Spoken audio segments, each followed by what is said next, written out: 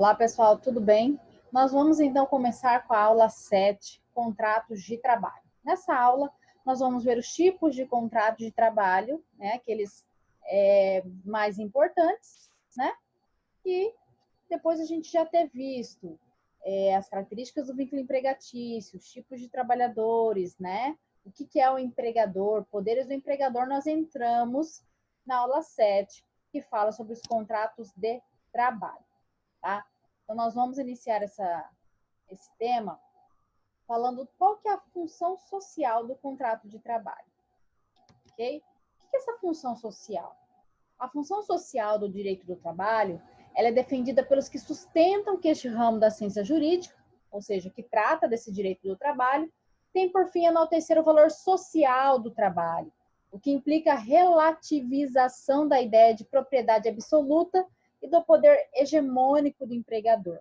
Porque quando a gente fala em trabalhador, quando falamos em trabalho, em empregado, a função social relacionada a isso está ligado muito à questão dos direitos fundamentais do trabalhador, né? Aqueles direitos que são direitos relacionados à dignidade do trabalhador.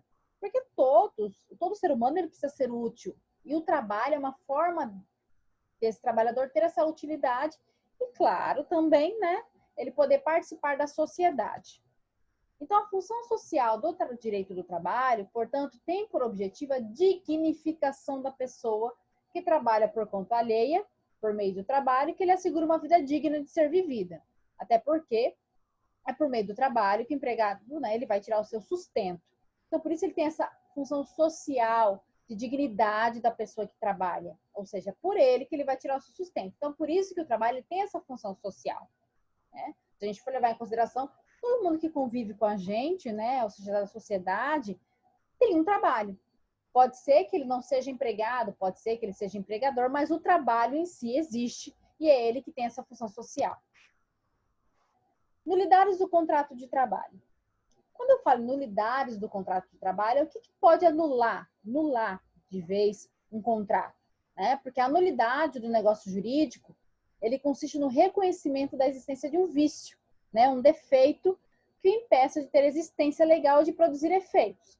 Ou seja, existe alguma situação nesse contrato de trabalho que o faz ser nulo.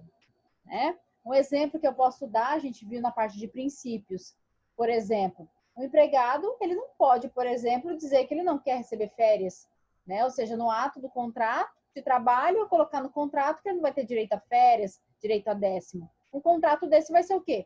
Nulo, pelo artigo 9º da CLT. Por quê? São direitos inalienáveis, ou seja, direitos que não tem como eu dizer, olha, você tem direito de escolha. Não, é algo que é inerente ao contrato de trabalho.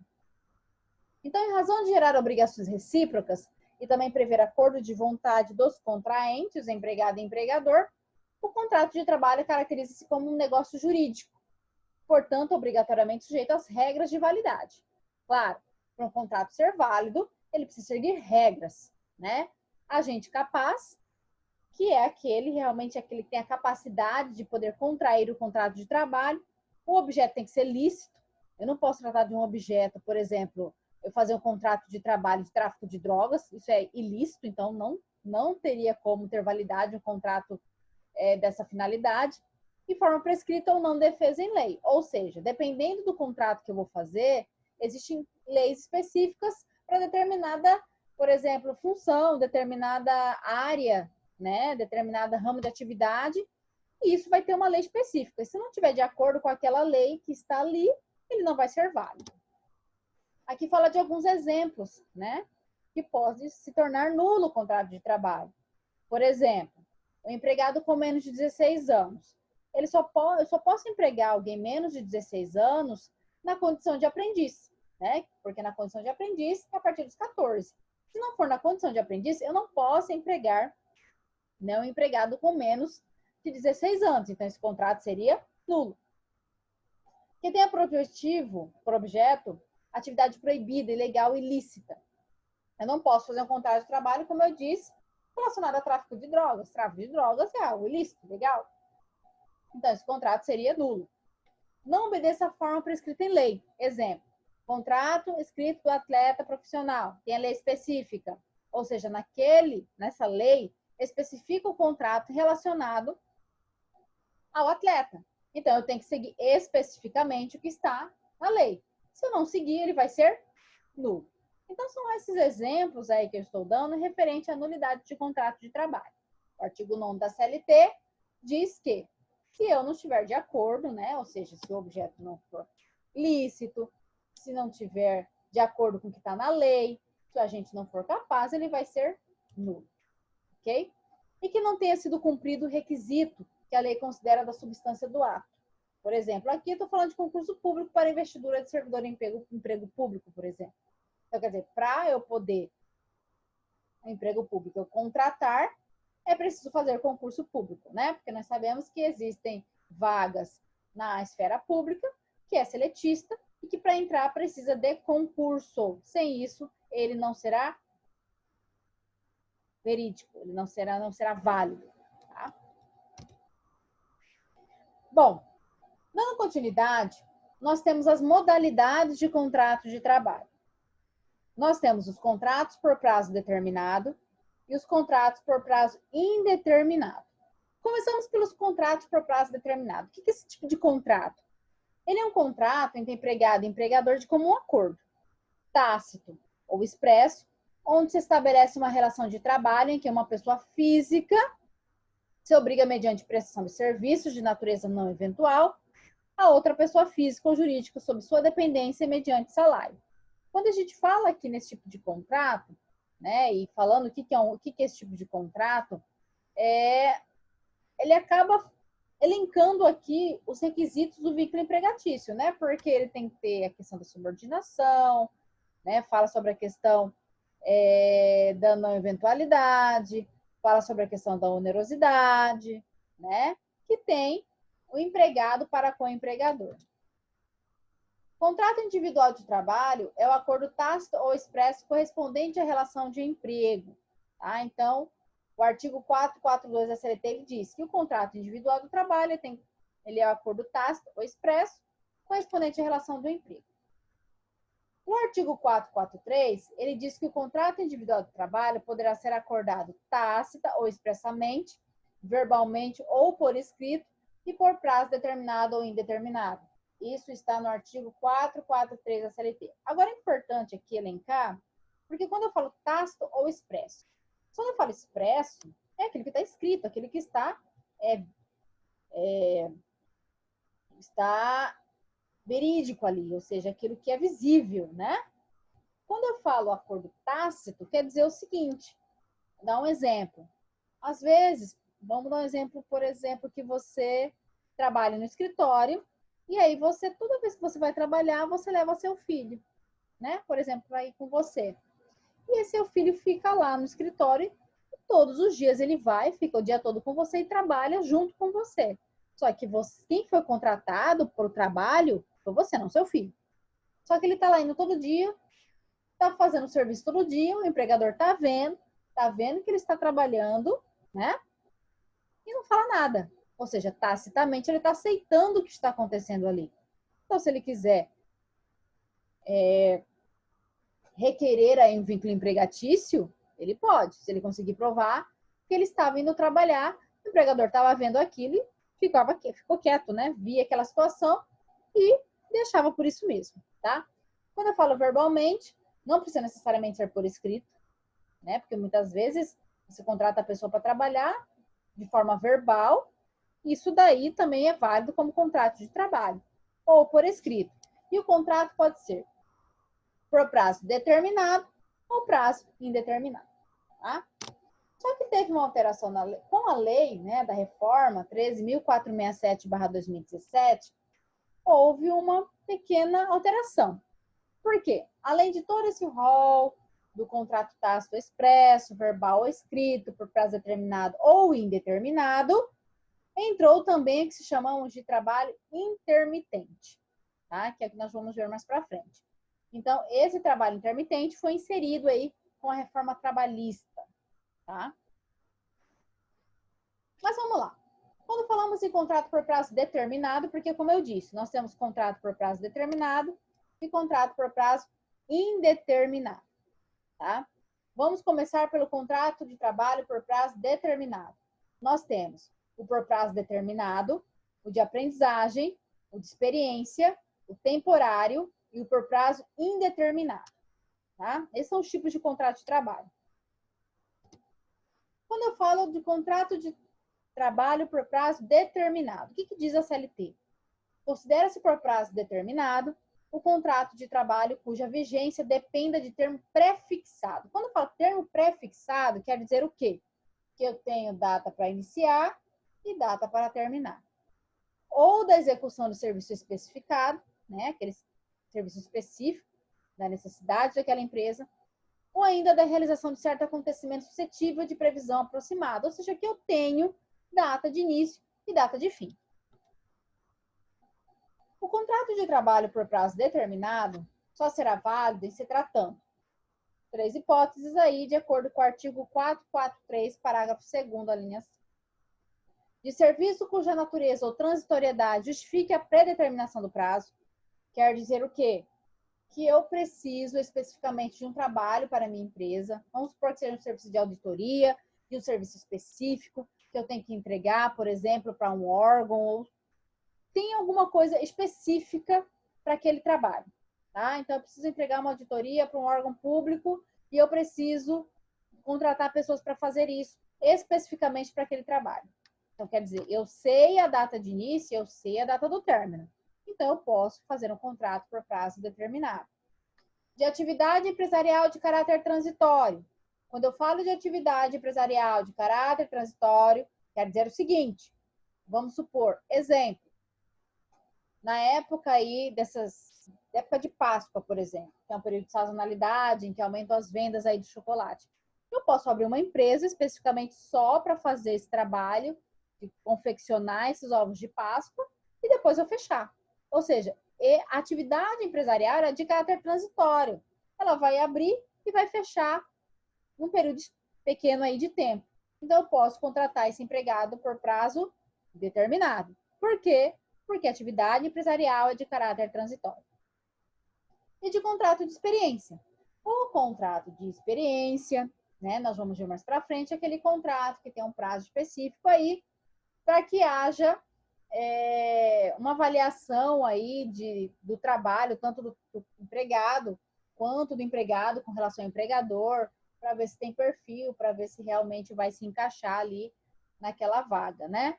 Então, é possível fazer o contrato de experiência e as empresas normalmente fazem o contrato de experiência justamente para ter essa avaliação aí. E se de repente ela quiser desligar o empregado ou se o empregado não quiser ficar, né, as verbas rescisórias são menores, tá? Quanto ao prazo, o contrato de trabalho por prazo determinado, ele não poderá exceder 2 anos, tá? E ele não pode ser prorrogado mais de uma vez. Então, se eu vou contratar aí pessoas específicas para um determinado trabalho ou de caráter transitório, né, que a gente falou agorinha, nesse caso, o que vai acontecer?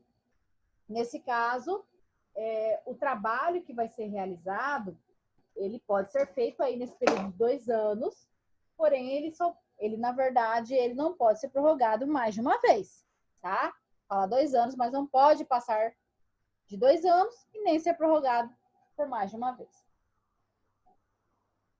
O contrato de experiência, ele não poderá exceder 90 dias, permitido também apenas uma prorrogação dentro do período. Nós vamos ver mais para frente esse contrato de experiência também. E também temos a lei aí que fala sobre o contrato de trabalho temporário, tá? A Lei 13.429/2017, ela alterou a lei do contrato temporário, modificando especialmente o prazo de contratação. Anteriormente, o prazo máximo para a contratação de trabalhador temporário era de 3 meses. Com a nova lei, ele não pode exceder 180 ou ainda, se for prorrogado, por até 90 dias, tá? Então, ele foi alterado, isso daí é a questão do prazo, antes era 3 meses, agora pode até ser por 180, tá? Mas vamos lá. Começando. Contrato por prazo determinado. Nós vimos com relação ao prazo, agora nós vamos direto no contrato. Contrato por prazo determinado. É vedada a contratação de empregados por prazo determinado para substituição de pessoal regular e permanente contratado por prazo indeterminado. Nessa modalidade contratual, não se aplica o disposto do artigo 451 da CLT que dispõe. O que quer dizer aqui? Que quando eu for contratar, tá, um empregado, nesse caso, por prazo determinado, eu só posso contratar, tá, para trabalhadores com substituição de pessoa regular e permanente contratada por prazo determinado.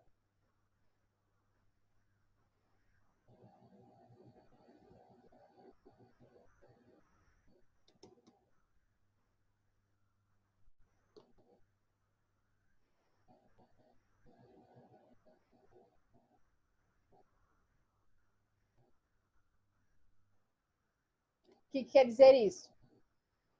Que eu não posso contratar alguém por prazo determinado para substituir, por exemplo, alguém que está de licença maternidade, alguém que está de auxílio doença, tá? Por quê? Esses colaboradores, esses empregados, eles estão o quê? Eles são trabalhadores contratados por prazo determinado, eles são permanentes na empresa. Eu não posso contratar por prazo determinado para substituir esse pessoal regular e permanente contratado por prazo determinado. Eu só posso contratar, nesse caso, eu posso fazer um contrato temporário, mas o contrato por prazo determinado eu não posso, porque a lei é clara.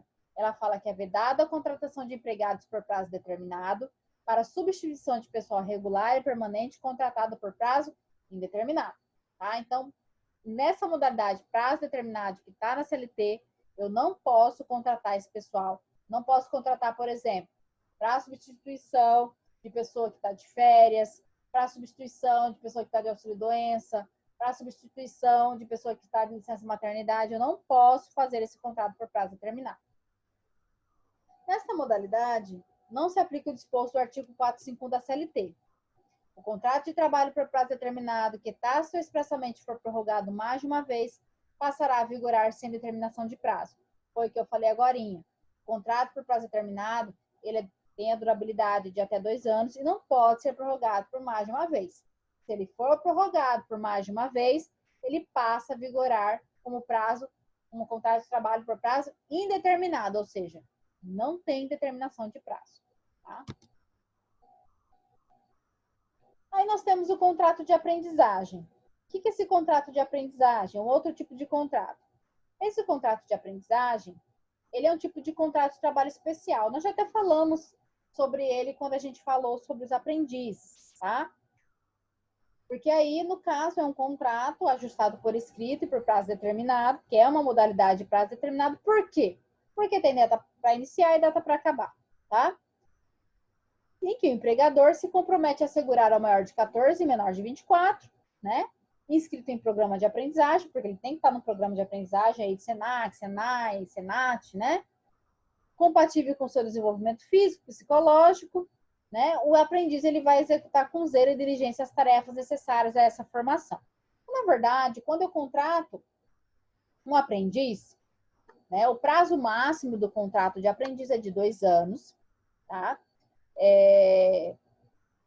A idade, né, que eu posso contratar é de 14 até 24 anos, e esse aprendiz tem que estar num curso de um programa, né, num curso de um programa de aprendizagem de formação técnica profissional metódica. Aí hoje, como eu disse, nós temos Senac, SEST, Senat, Fiente, né, nós temos o CIE também que fornece esse tipo de trabalho. Parágrafo 2º. Ao aprendiz, salvo condição mais favorável, será garantido o salário mínimo hora, tá? Esse parágrafo é alterado pela lei 13.420/2017, que foi a reforma trabalhista. Tá? Nenhum contrato de aprendizagem será válido se for celebrado por tempo superior ao estabelecido para o curso a que se submete o aprendiz. O contrato de aprendizagem não poderá ultrapassar de 2 anos, tá? Os jovens inseridos no mercado de trabalho têm os mesmos direitos trabalhistas assegurados ao funcionário efetivo. Ele tem carteira assinada, ele tem FGTS, só que tem uma diferença aí do empregado normal. Porque o empregado normal, por exemplo, o FGTS é de 8%. Do aprendiz é menos. O aprendiz, o FGTS é de 2%, tá? Tem essa pequena diferença. Mas ele tem direito a décima, férias, entre outros benefícios, tá? A jornada de trabalho do aprendiz, ela é de máximo 6 horas diárias, né? Não pode fazer prorrogação e compensação de jornada. Aí ele pode até chegar ao limite de 8 horas diárias, desde que o aprendiz tenha completado o ensino fundamental e se nelas foram computadas horas destinadas à aprendizagem teórica, tá? Então, quer dizer, ele pode fazer essas 8 horas, mas tem essa seguinte situação. Ele tenha completado já o ensino fundamental, né? Ou seja, ele já tenha passado do ensino fundamental, e que nessas 8 horas aí esteja computadas as horas de aprendizagem teórica. Geralmente, as empresas fazem de 6 horas, 4 horas. O que eu mais vejo é 4 horas, né? Vamos supor. O CIEE, eles geralmente fazem assim. Eu trabalho com aprendiz hoje. O aprendiz, ele trabalha de segunda a sexta, só que uma vez na semana ele tem aula. Então, nesse dia, que no caso, o meu aprendiz é na sexta-feira, ele não vem trabalhar. Porque nesse dia ele tem aula teórica, né? E segunda a quinta, ele vai para a empresa para poder fazer na prática, tá? Agora, Senac, por exemplo, Fiente, né? Eles fazem diferente. A aula teórica vem primeiro, e só que nesse período que a aula teórica vem primeiro, que ele só vai para o Senai, para o Senac, né, fazer essa parte teórica, a empresa começa a pagar já o salário. Aí, quando termina a parte teórica, aí que ele vai para a empresa. Ele fica de segunda a sexta indo só para a empresa. Então, depende muito da instituição que vai fornecer esse trabalho. O CIE, ele é paralelo. Já Senai, por exemplo, eles fazem toda a parte teórica depois que ele vai fazer a parte prática, tá? A validade do contrato de aprendizagem pressupõe anotação na carteira, matrícula e frequência do aprendiz à escola, caso ele não haja também concluído o ensino fundamental, que é importante, inscrição nesse programa de aprendizagem, né? Os estabelecimentos de qualquer natureza são obrigados a empregar e matricular nos cursos dos Serviços Nacionais de Aprendizagem, sejam eles, né, destinados ao ramo da indústria, SESI, Senai, ou aqueles do ramo do comércio, Senac, né? Geralmente, essas empresas do comércio, empresa de indústria, tem também o dos transportadoras, que é a Senat, né? Muitas vezes eles fornecem esse curso de graça, porque as empresas já pagam, né, a parte lá de terceiros no INSS, então geralmente as empresas fornecem de graça esse trabalho, esse curso para esses aprendizes, né? Agora, caso não haja essa possibilidade, a empresa, além de pagar o salário do aprendiz, ele tem que pagar também a instituição. Vamos dar um exemplo. No caso do CIE, a gente paga lá pelo aprendiz, né, para ter essa disponibilidade, nós pagamos mensalmente por esse único aprendiz que nós temos, R$ 206, R$ 206 pelo esse aprendiz e mais o salário dele, que é meio salário mínimo de R$ 522,50. Então tem esse custo aí que a empresa ela tem que arcar, tá? O número de aprendizes deverá ser equivalente a 5% no mínimo e 15% no máximo dos trabalhadores existentes em cada estabelecimento, cujas funções demandam informação profissional. Eu já havia falado sobre essa questão do percentual, né? Que o 5 é o mínimo e 15% é o máximo. E é importante lembrar que esses contratos de aprendizagem existem por quê? Porque existe uma lei, né, desses aprendizes, existe uma lei específica. Na verdade, as empresas contratam porque ela tem que cumprir uma cota, tá? Então, muitas vezes a empresa não quer contratar o aprendiz, mas ela sabe que tem essa cota aí de aprendizagem, que se ela não contratar, o empregado, a fiscalização, quando tiver uma fiscalização, ela vai ser autuada de cara. Tem que contratar, não tem jeito, tá? Isso daí é lei, tem cota para isso, que é essa daí 5% mínimo e 15% máximo. Cujas funções demandam formação profissional. Isso aqui é importante, porque quando eu falo funções que demandam formação profissional, eu quero dizer o seguinte, que vai entrar no cálculo, na base de cálculo, apenas as funções que não são curso superior, que não são cargos de confiança, tá? Eles não vão entrar aí na base de cálculo, tá? Então, vai entrar só aqueles que demandam informação profissional. Como é que eu sei isso? No site do Ministério do Trabalho, tá? existe a parte que se chama CBO, Cadastro Brasileiro de Ocupações. Quando eu entro nesse Cadastro Brasileiro de Ocupações, que é o CBO, lá vai constar o quê? Todas as funções existentes aí, né, no mercado de trabalho. Então, quando eu coloco, por exemplo, auxiliar de escritório lá, ele vai ter toda a descrição desse cargo. E lá vai dizer se essa função demanda formação profissional e se entra na base de cálculo do aprendiz. É só você ter a função, pegar o código e lá no CBO, no site do Ministério do Trabalho, colocar o código que lá vai ter especificamente se vai entrar na base de cálculo ou não, tá? É muito importante fazer isso. Não é só no eu acho. Tem que ir lá entrar para verificar certinho.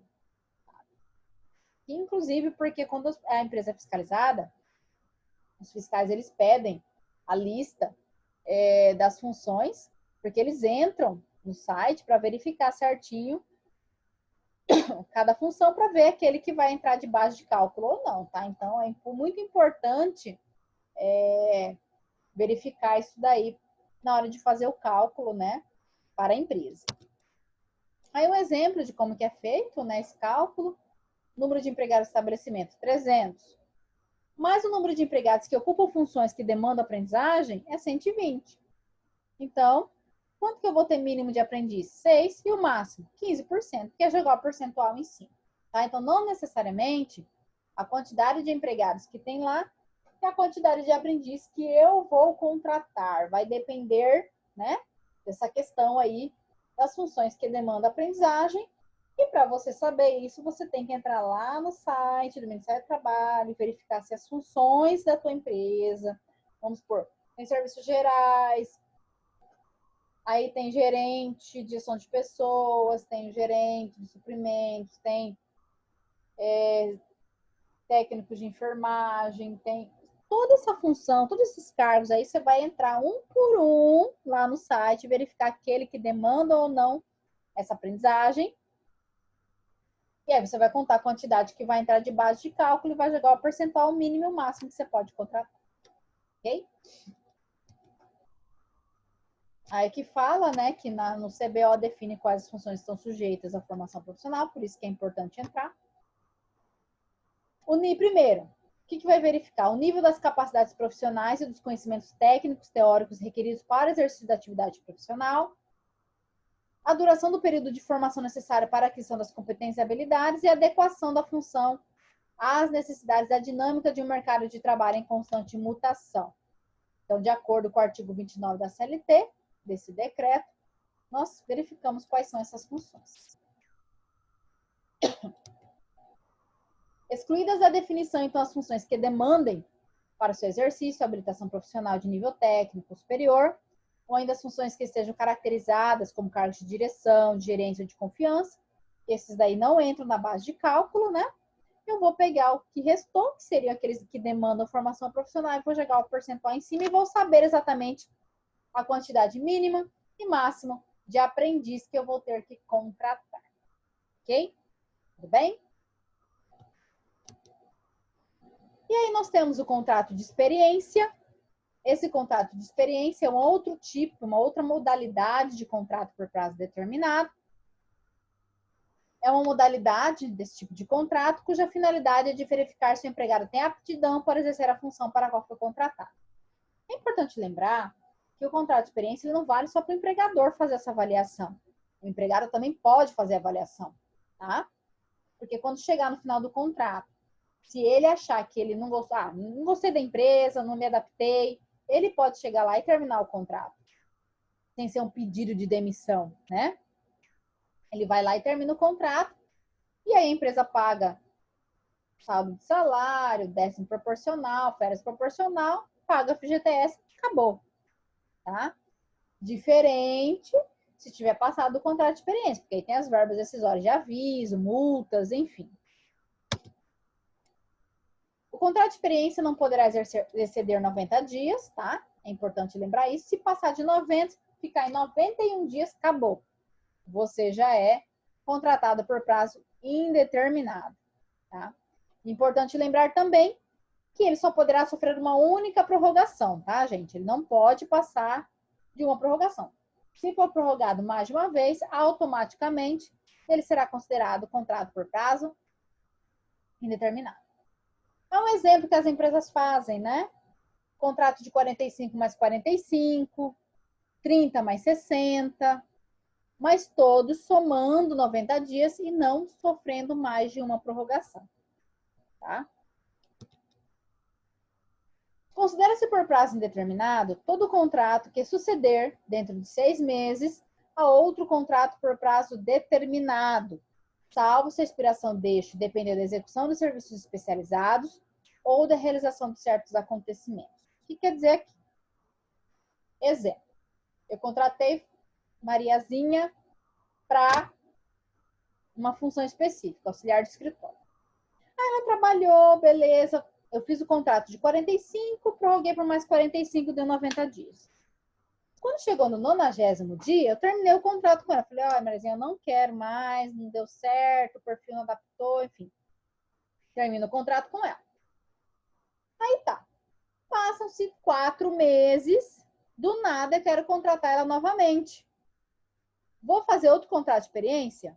Não, não vou. Ela já passou por um contrato de experiência. Eu vou fazer contrato de experiência de novo.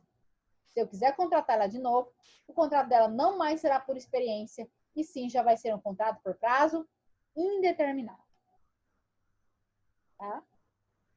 Porque ela está dentro desses 6 meses após o término de um contrato determinado. Agora, salvo se a expiração deixe de depender da execução de serviços especializados ou da realização de certos acontecimentos. Na lei, ele não fala que seriam esses certos acontecimentos e não fala qual seriam esses serviços especializados.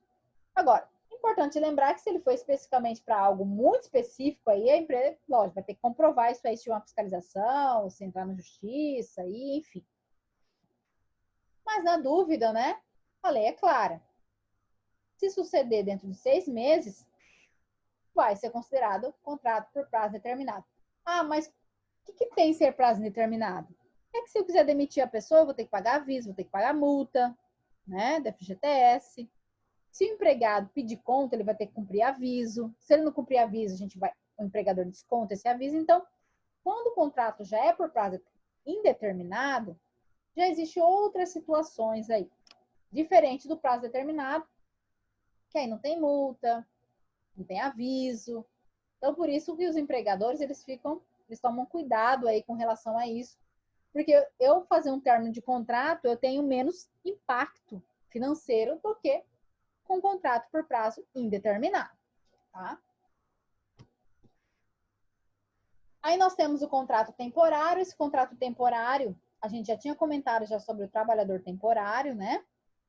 Esse contrato temporário tem uma lei específica, que é a 6.019/74, teve alteração com a reforma, com a lei 13.429/17,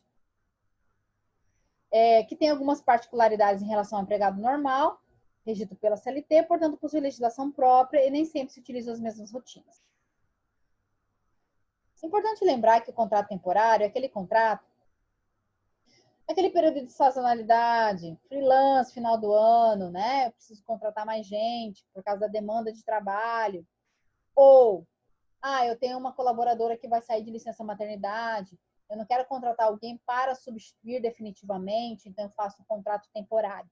Só que esse contrato temporário, eu não posso fazer direto com o empregado. Eu tenho que ter intermediação de uma empresa de serviço temporário. Eu até citei para vocês a questão da RH Brasil. Eu tenho uma empresa que a gente fazia isso. Quando o colaborador ele saía de auxílio-doença, eu não queria contratar uma pessoa, né, definitiva. Então, o que eu fazia? Eu entrava em contrato com a RH Brasil, solicitava um trabalhador, ele ia lá, cobria esse período do auxílio-doença, que muitas vezes era 30 dias, 60 dias. Quando terminava esse período aí, o que ocorria? Eu pegava e terminava o contrato com esse trabalhador, né? Só que todo intermédio era feito lá com a empresa de contrato temporário. Pagamento, tudo isso era feito para eles lá e eles que repassavam por esse trabalhador. Só que ele vinha trabalhar na minha empresa, tá? Então o contrato temporário é para isso. Até porque eu falei lá atrás que o contrato por prazo determinado, aquele que está na CLT, ele é vedado, tá? para substituir, né, temporariamente, aqueles que têm o contrato efetivo na empresa, né, vedado. Então, nesse caso, eu tenho que fazer um contrato temporário. Só que para isso eu preciso do intermédio de uma empresa temporária, tá? Aí, o contrato deverá ser firmado entre a empresa tomadora do serviço e a prestadora do serviço, concernente ao mesmo empregado, onde deverão constar também direitos conferidos ao trabalhador. E aí, depois que eu termino o contrato também, as verbas rescisórias são menores. As empresas de trabalho temporário são obrigadas a fornecer às empresas tomadoras ou clientes, que é quem contrata, né, a seu pedido, o comprovante da regularidade de sua situação com o Instituto Nacional de Previdência Nacional, INSS. É vedado à empresa de trabalho temporário cobrar do trabalhador qualquer importância, mesmo a título de mediação, podendo apenas efetuar descontos previstos na lei. Tá? Ele não pode, olha, se eu for contratar você para trabalhar numa outra empresa, porque a empresa solicitou, e eu vou descontar X valor, porque eu estou fazendo essa intermediação. Eu não posso. Tá? Eu só posso efetuar os descontos previstos na lei. É lógico que você, como dono de uma empresa de contrato temporário, empresa temporária, você vai estipular aí o valor que vai ter de salário para esse empregado, né?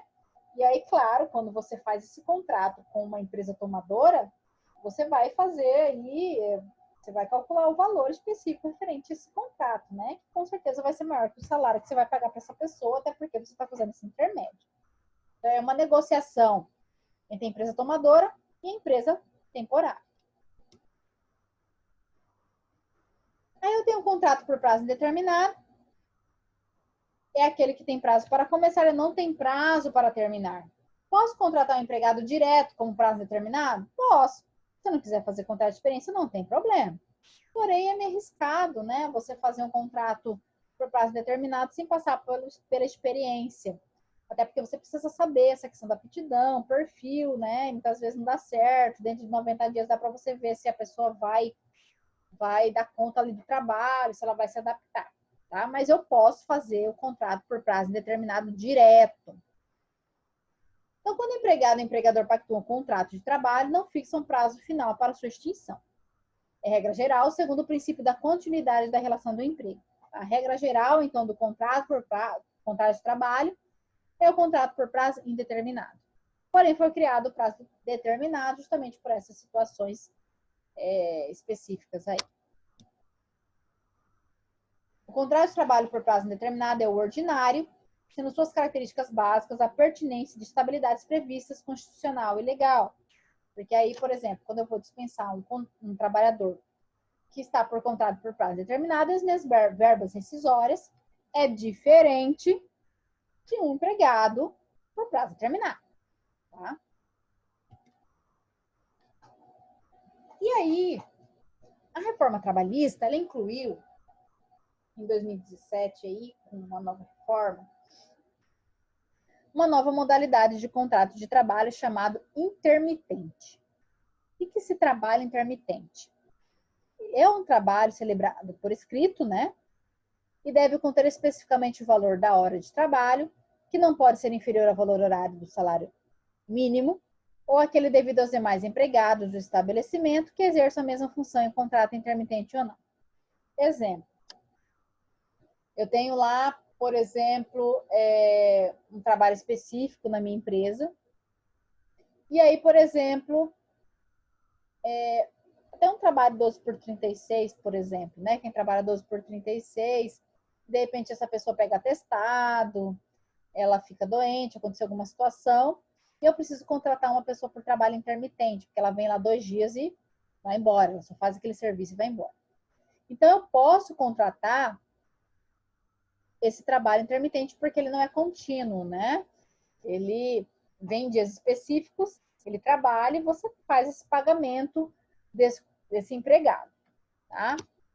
Considera-se como intermitente o contrato de trabalho no qual a prestação de serviços com subordinação não é contínua, como eu falei, ocorrendo com alternância de períodos de prestação de serviços e de inatividade, determinada em horas, dias ou meses, independente do tipo de atividade do empregado e do empregador, exceto para aeronautas, né, regidos por legislação própria. Então, é um tipo de trabalho que é Uma prestação de serviço normal, tem subordinação, só que ela não é contínuo, né? Ele pode alternar períodos de prestação de serviço, né? Determinado em horas, dias ou meses. Então, independente da atividade do empregado, só não pode para aeronáuticas. Parágrafo 1º, o empregador convocará. Como é que funciona, né, esse contrato de trabalho intermitente? Surgiu a necessidade. O empregador convocará por qualquer meio de comunicação eficaz para a prestação de serviços, informando qual será a jornada com pelo menos 3 dias corridos de antecedência. Então, vamos lá. Surgiu uma necessidade na minha empresa e eu quero contratar esse trabalhador intermitente. Então, para que eu faça essa comunicação, né, ela tem que ser por meio eficaz, né, de prestação de serviço, e eu vou informar para esse empregador, geralmente pelo Zap, né, gente? E a pessoa está usando o WhatsApp, né, o telefone, algo que você tem como comprovar que você chamou no prazo correto. Pelo menos 3 dias corridos de antecedência, tá? Pelo menos. O mínimo é 3 dias. Então, eu vou lá, surgiu a necessidade de trabalho na minha empresa, mando o Zap para fulaninho, fulano, tal dia, gostaria que você viesse para fazer a jornada tal, para ficar tantos dias e tal, tal, tal. A pessoa vai dar ok, né? Que ela está ciente. Isso aí, 3 dias corridos de antecedência, 3 dias antes. Se a pessoa deu ok, beleza. Recebida a convocação, o empregado terá o prazo de 1 dia útil para responder ao chamado, presumindo-se no silêncio a recusa. Então, eu chamei. Fulano deu ok, beleza. Ele tem 1 dia para responder. Se ele não responder, presume-se no silêncio que ele não vai poder. Então, o silêncio é recusa. A recusa da oferta não descaracteriza a subordinação para fins do contrato de trabalho intermitente, tá? Não quer dizer porque eu não respondi ou eu não vou que vai descaracterizar a subordinação. O trabalho, o contrato continua a vigor. Aceita a oferta para comparecimento ao trabalho, a parte que descumprir sem justo motivo pagará a outra parte no prazo de 30 dias, multa de 50% da remuneração que seria devida, permitida a compensação em igual prazo. Então, se eu chamei fulano para vir trabalhar, fulano não aparece, ele vai ter que pagar para mim, né? Vamos supor que eu chamei ele para trabalhar 2, 3 dias na minha empresa. E eu sei exatamente o valor que eu tenho que pagar para ele. E ele não aparece. Ele vai ter que pagar uma multa de 50% dessa remuneração que eu teria que pagar para ele, para a empresa. Ou você chama o empregado dá ok, ele vai lá se falar que não precisa mais, descumpriu sem justo motivo, né? O que vai acontecer? A empresa que vai ter que pagar. Então, a parte que descumprir sem justo motivo, pagará a outra parte no prazo de 30 dias a multa de 50% de remuneração ou compensação em igual prazo, tá? Esse aqui é importante. Ao final de cada período de prestação de serviço, o empregado receberá o pagamento imediato das seguintes parcelas. Então, quer dizer, é diferente de um trabalhador normal, que ele trabalha, né, recebe no final do mês, lá até o 5º dia útil. Aqui, todo o período de prestação de serviço, o empregado ele já vai receber de imediato as seguintes parcelas. A remuneração que é devida, férias proporcionais de 1/3, o 13º salário proporcional, o descanso semanal remunerado, que é o repouso semanal remunerado, e o adicional que tiver. Então, todo o período que ele trabalhar, ele já vai receber com todas essas verbas. Diferente de um trabalhador normal, né, gente? Que ele vai ter férias ele só recebe as férias quando ele tira férias, vai receber essa terceira só no período do 10º. É diferente de um trabalhador normal. O recibo de pagamento deverá conter a discriminação dos valores, né, pagos relativos a cada uma das parcelas, referidas no parágrafo 6º deste artigo. O empregador efetuará o recolhimento da contribuição previdenciária e o depósito de FGTS, como os valores pagos no período mensal, e fornecerá ao empregado o comprovante do cumprimento dessas obrigações. Então, ele tem que pagar direitinho, né, os impostos, os encargos sociais, a contribuição previdenciária, o FGTS, bonitinho, como se fosse um trabalhador normal que trabalha de forma contínua. A cada 12 meses, o empregado adquire direito a usufruir nos 12 meses subsequentes 1 mês de férias, período no qual não poderá ser convocado para prestar serviços pelo mesmo empregador. Ele vai ter aí um período de férias também, tá? Só que aí, no caso, ele já recebeu as férias, né? Porque ele já recebe proporcional. Então, ele vai ter mais um período de descanso. Okay? Eu não posso chamar ele para trabalhar, tá? Bom, então esses foram os contratos. Nós vimos Primeiro, o que é o contrato por prazo determinado em si, tá? Nós vimos o contrato de aprendizagem, nós vimos o contrato de experiência, o contrato temporário e o contrato por prazo indeterminado e mais o intermitente que foi adicionado aí com a reforma trabalhista. Esses são os tipos de contrato mais usuais, né? Que são mais utilizáveis aí no mundo do direito do trabalho. É claro que existem outros, contrato de obra certa, contrato de safra, né? Mas esses são os mais usuais. Ok? Tudo bem? Bom, continuando ainda na parte sobre contrato de trabalho, nós falamos também de alteração de contrato de emprego. Por quê? O que é essa alteração de contrato de emprego? Alteração do contrato de trabalho. É vigente o princípio da inalterabilidade contratual, ou seja, eu não posso alterar o contrato se não tiver de acordo com a lei, se não tiver também o quê? A concordância entre as partes, empregado e empregador. Mas, devido ao poder de direção do empregador, que nós vimos lá atrás, os poderes do empregador, né? Admite-se alterar função, horário, local de prestação de serviço do empregado, contanto que tais mudanças não lhe sejam prejudiciais. Quando eu falo prejudiciais aqui, é importante lembrar, não vou poder diminuir o salário do empregado, mesmo que ele esteja de acordo. Eu não posso mudar o horário dele se ele não pode trabalhar no horário que eu estou estipulando. Vou dar um exemplo. Eu estou com uma colaboradora que ela trabalha 12. Na verdade, tenho duas colaboradoras que trabalham 12 por 36. Uma trabalha em dia par, outra trabalha em dia ímpar no período diurno, das 7 da manhã às 7 da noite.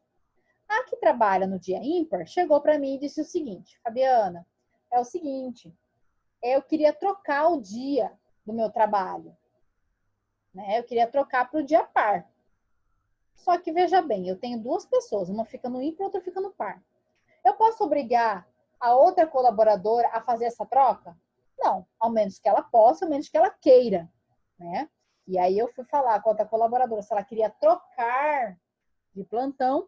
Ela disse para mim, falou, olha, Fabiana, infelizmente eu não posso, porque como eu trabalho 12 por 36, nos dias pares, eu fico em casa com meus filhos, porque meu marido também trabalha 12 por 36. E ele trabalha nos dias ímpares, eu trabalho nos dias pares. Então, não tem como eu fazer essa troca. Então, se não tem a anuência aí de ambas as partes, empregado e empregador, eu não tenho como fazer essa alteração. Porque se eu fizer essa alteração unilateral, eu vou prejudicar meu empregado, de alguma forma. Então, eu não posso fazer isso sem a concordância dele. Parágrafo 1º. Não se considera alteração unilateral a determinação do empregador para que o respectivo empregado reverta ao cargo efetivo anteriormente ocupado, deixando o exercício da função de confiança. Isso aqui foi incluído com a nova reforma, porque o que acontecia? Quando o empregado, ele tinha, por exemplo, ele era analista de RH, e aí ele se tornava gerente. Para eu me tornar gerente, eu tenho que ter aquele 40% de gratificação de função que vai diferenciar a questão do cargo de confiança e mais. Eu tenho que ter poder de mando, tenho que poder demitir, admitir, tem toda uma característica aí. E aí, se eu tivesse até mais de 10 anos, eu não poderia voltar esse empregado para a função de analista, porque ele já teria adquirido uma estabilidade financeira aí de 10 anos. Só que, com a reforma trabalhista, né, foi considerado, já não considero, na verdade, mais alteração unilateral, eu reverter esse empregado por cargo efetivo, cargo que ele tinha antes dele ter o cargo de confiança. Só que o problema aí é meio arriscado, porque quando eu tenho alguém no cargo de confiança, eu reverto ele para o cargo anterior, que não é de confiança, eu vou mexer com o salário. Tudo bem que a lei fala que eu posso reverter, e eu posso tirar essa gratificação, tá? Que tem que ser especificado no LERIT.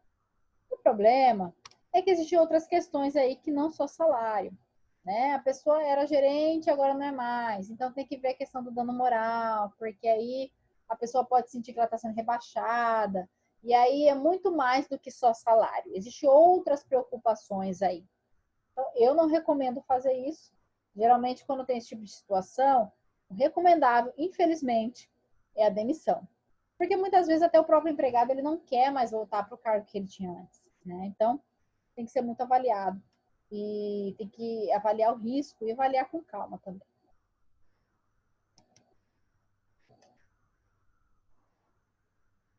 Alteração de contrato de emprego.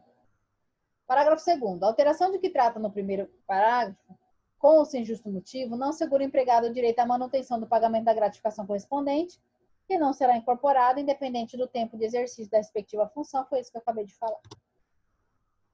Bom, mas vamos lá. Com relação à alteração do contrato, quanto à função, eu posso alterar por meio de promoção. Sabedor do quadro de carreira, o obreiro não pode recusá-la, a não ser que ele seja prejudicial. Ah, mas por que que um empregado recusaria uma promoção? Porque uma promoção, ela vem com responsabilidades, ela vem com algumas demandas que muitas vezes na função que ele exercia, ele não tinha. E muitas vezes essa promoção equivale a uma mudança de domicílio, uma mudança de cidade, aí de estado. E muitas vezes isso vai ser prejudicial para o empregado, então ele vai ter que avaliar. Então nem sempre uma promoção, uma mudança aí do quadro de carreira, né, de de repente até para um cargo de confiança, nem sempre, né, nem sempre é algo que vai ser satisfatório para quem está recebendo a promoção, tá? Então nem sempre ela vai aceitar. Aproveitamento, devido à extinção de um cargo de mesmo nível, o trabalhador exerce outra função. Por exemplo, a empresa recebe uma consultoria e ela quer enxugar alguns cargos ou extinguir alguns setores, e ela vai extinguir seu cargo, então ela vai e te manda para outro setor. Você vai recusar? Não tem como recusar aí nesse caso, porque aí você vai ou ser demitido, né? Não tem outra opção. Então, aí no caso, aproveitamento, ou seja, eu posso alterar com relação à função devido à extinção do cargo do mesmo nível, extinguir o setor, tive que ir para outra função. Reversão ao cargo anterior. Esse aqui é o que eu já falei lá na frente sobre a questão da gratificação, sobre a questão de voltar ao cargo efetivo, né? A lei mudou isso daí, então já tinha falado sobre isso.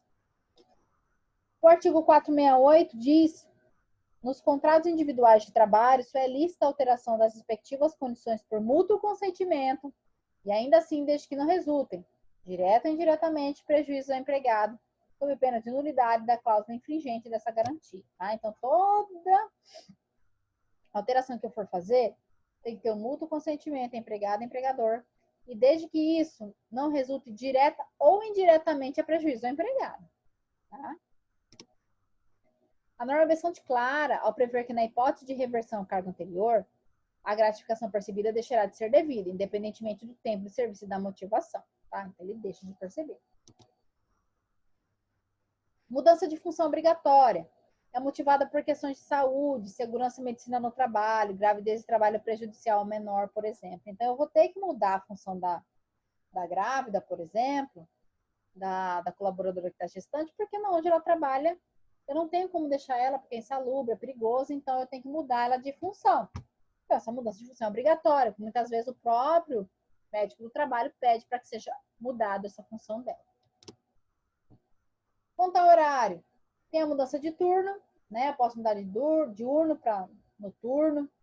Na verdade, quando há essa mudança do noturno, quando eu recebo adicional noturno, eu perco esse valor aí, né? Porque eu já não tenho mais o porquê de receber. Ou por causa de, por exercer por força maior, de repente, por alguma situação específica da empresa aí, eu tiver que fazer a mudança em relação ao horário, né? Por exemplo, eu não posso mais atender no período noturno, vou ter que mudar o horário. Então, assim, o empregado vai ter que se adaptar com relação a essa função. Quanto ao local, eu posso fazer alteração, transferência provisória de qualquer empregado, desde que motivado por real necessidade de serviço e onde o pagamento de adicional nunca inferior a 25%. Ocorre a mudança de domicílio, tá? Aí é o seguinte, eu trabalho em Cuiabá, vou ser transferido temporariamente, provisoriamente, para a cidade de Tangará, por exemplo. Então, eu tenho que pagar no mínimo 25% de adicional de transferência. Quando voltar para Cuiabá, eu tiro esses 25%. Desde que haja essa real necessidade do serviço, tá?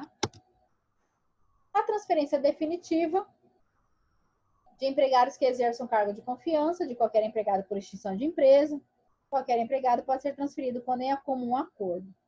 Geralmente, quem tem cargo de confiança, muitas vezes no próprio contrato de trabalho, já fala sobre transferência, né?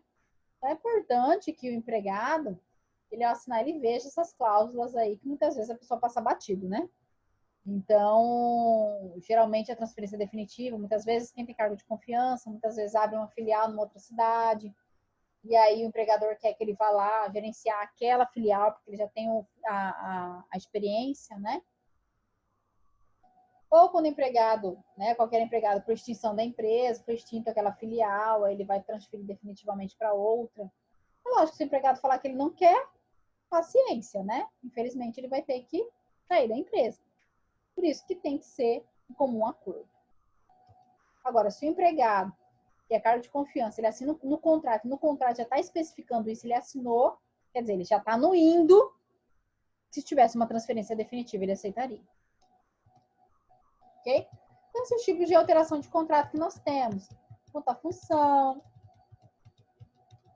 quanto ao horário e quanto ao local. E aí, para terminar a questão do contrato de trabalho, nós temos que chama-se de suspensão e interrupção. E é uma diferença entre essas duas.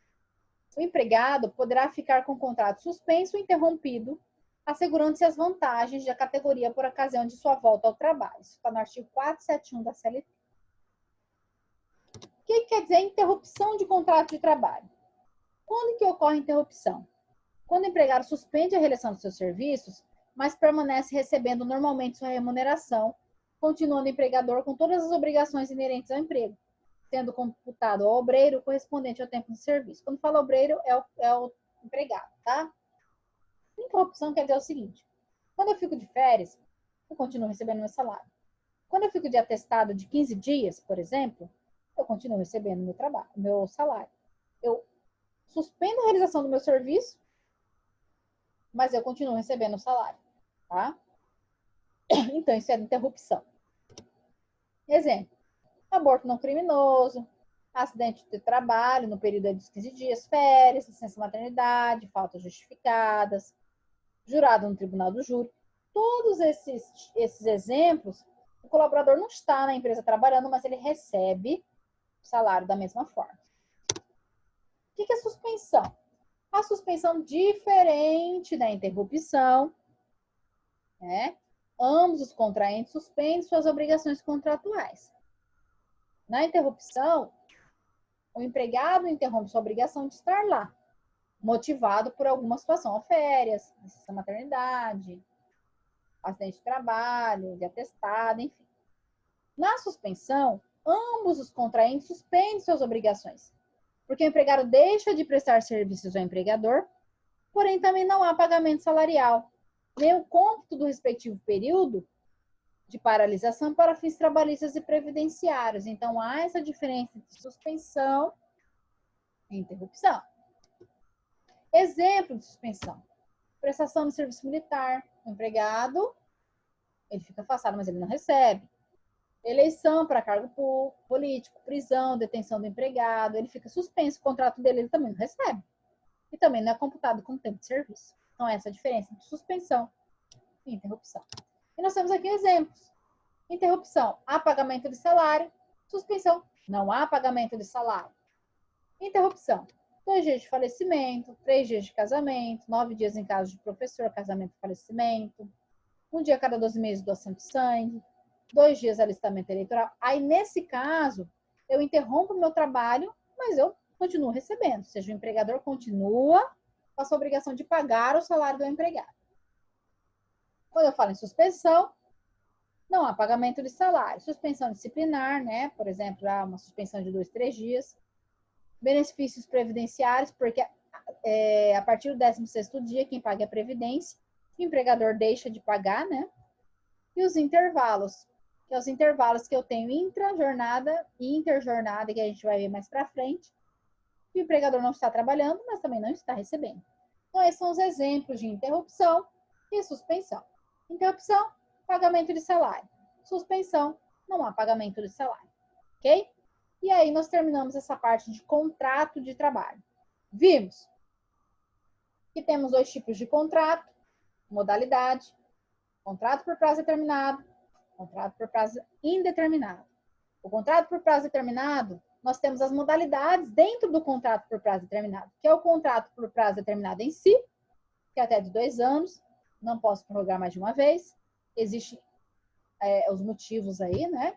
Em questão de atividade de empresa de caráter transitório, em caso de serviços especializados.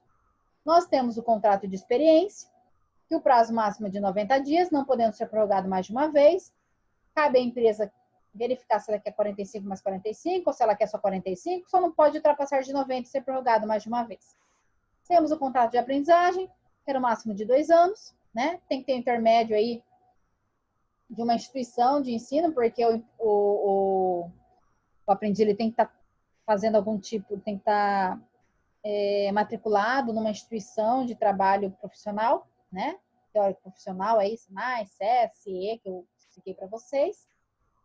Nós temos o contrato temporário, que é esse que é por intermédio de uma empresa temporária. Deu o exemplo da RH Brasil, né? Se eu contrato aí, eu preciso de alguém para substituir uma licença maternidade, é um contrato temporário que eu vou utilizar, ou auxílio doença, enfim, férias. E a nova modalidade incluída pela reforma trabalhista, que é intermitente, tá? Que tem suas especificidades também.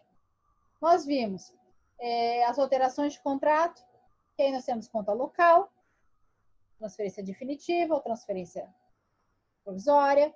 Nós temos com relação à função, né?